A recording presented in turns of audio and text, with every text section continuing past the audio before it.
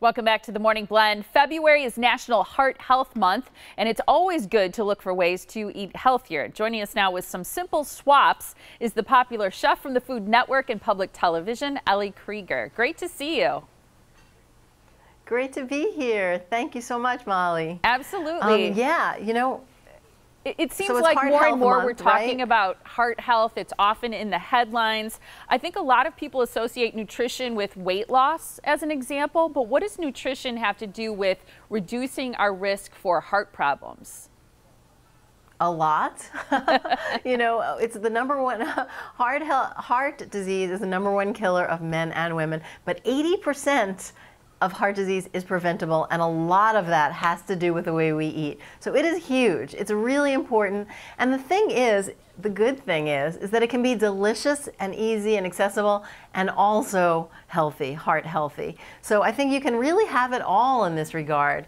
And I've teamed up with Quaker to really highlight some easy swaps that really anyone could make that will keep food delicious and satisfying, but also improve your heart health. I like that idea. Let's start with breakfast, because a lot of people will say, a lot of experts say it's the most important meal of the day. Yeah, it is just a really great way to kind of set your day on the right course. You know, it kind of sets the compass. And one of the biggest changes to make for heart health is to swap out whole refined grains, so white flour, and in whole grains. So any whole grains throughout the day, but breakfast is a particularly good time and easy time to incorporate whole grains into your day. And for me, there's really no better, more kind of wonderful comfort food than my bowl of Quaker in the morning. But those oats, actually, which are whole grain, are particularly beneficial because they have a kind of fiber in them called beta glucan. And this type of fiber, which is unique, really, has there's a lot of research showing that it may prevent heart disease. So when you have your bowl of oatmeal, you're getting 2/3 of kind of the daily recommended amount of that already. So that's a great way to start. The other thing that I love, and I just love this tip so much, you can basically make oat flour really easily. You just take old-fashioned oats, put them in a food processor in a blender, and whir it up for 30 seconds, and you get flour. You know, it's ground down to a flour that you can then use to substitute for all-purpose flour in muffins, in pancakes, in your favorite breakfast recipes. So it's another great way to get that, just an easy swap, and you can do it ahead and keep it in your fridge.